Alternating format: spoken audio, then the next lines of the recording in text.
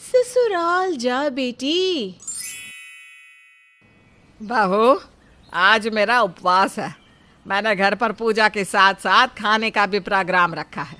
8-10 औरतें शाम को खाना खाने आएंगी, तो उन सभी के लिए गर्मा गर्म हलवा पूरी और चने की सब्जी बना देना। मम्मी जी, आपने मुझे इस घर की नौकरानी समझ रखा है क्या? या फिर आपको लगता है कि मेरे अंदर कोई मशीन फिट है जो आपके ऑर्डर देते ही फटाफट सारे काम कर देगी? अरे बहू, तू ऐसी बातें क्यों कर रही है? तू मेरी बहू है ना, तो घर का जो भी काम होगा वो तो मैं तुझे से कहूंगी ना। देखिए मम्मी जी, आपका ये नाटक ना मुझे बिल्कुल पसंद नहीं है। महीने में 20 दिन आप उपवास रखती हो और मुझसे तरह तरह के पकवान बनाती हो। उसके बाद शुभा मुंह बनाकर अपने कमरे में चली जाती है। फिर शाम को मजबूरी में उसे नंदिनी और उसकी सहेलियों का खाना बनाना पड़ता है। लेकिन शोभा भी बहुत चालाक थी। वो जानबूझकर सब्जी में ढेर सारे मिर्च डाल देती है। उस सब्जी को खाने के बाद नंदिनी और उसकी सहेलियों के कानों से धुआं निकलने लगता है। अरे मार डाला रे! हाय, ये सब्जी है या जहर? इसमें तो ढेर सारी मिर्च भरी है। ओह ओह, मेरी जुबान जल गई। ओह, मैं और बर्दाश्त नहीं कर सकती।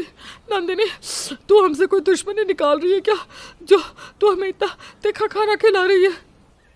मैंने तो बहुत अच्छी सब्जी बनाई थी। आप सब ना बूढ़ी हो गई हो, इसलिए आप सब थोड़ी सी मिर्च भी बर्दाश्त नहीं कर सकती। खैर, मैं क्या करूं, इसमें मेरी तो कोई गलती है नहीं।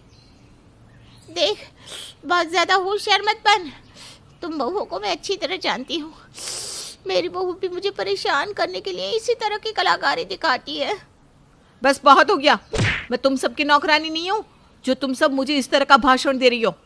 मम्मी जी, आपकी वजह से आज मेरी बहुत बेइज्जती हुई है। अब मैं इस घर में एक पल भी नहीं रहूंगी। उसके बाद शोभा बैग उठाकर अपने मायके चली जाती है। लेकिन फिर कुछ दिनों के बाद शोभा का पति प्रकाश उसे मनाकर वापस ले आता है। फिर एक दिन शोभा प्रकाश के साथ शॉपिंग कर रही थी, तभी उसे एक सैंडल पसंद आती है। देखो तो प्रकाश, ये सैंडल कितनी सुंदर है ना। चलो, मुझे ये खरीदनी है, पैसे दे दो। तभी प्रकाश सैंडल के नीचे लिखी कीमत को देखता है।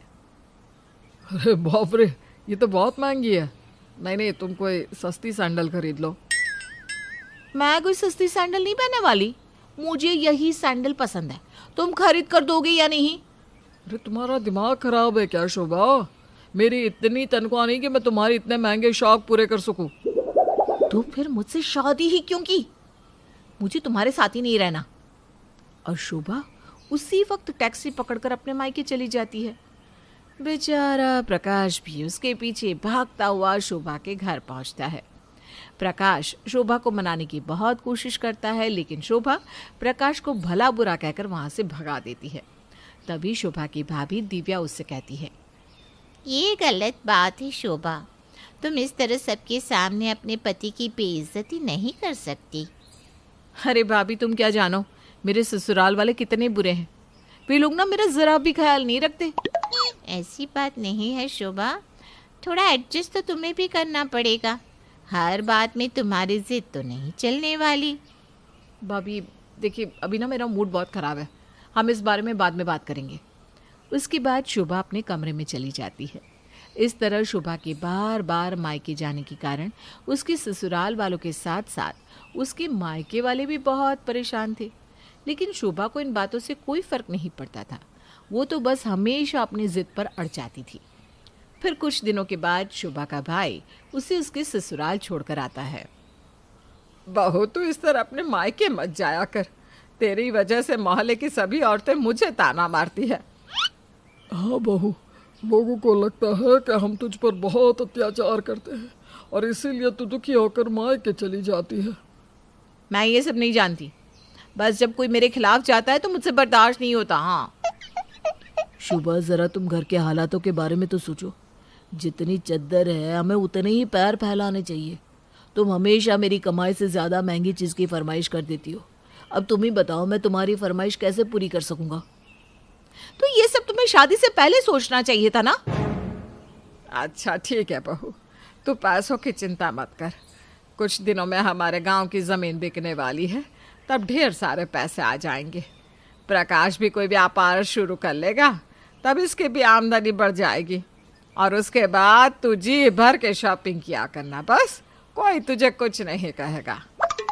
इस तरह घर के सभी लोग शोभा को मनाकर उसका गुस्सा शांत कर देते हैं।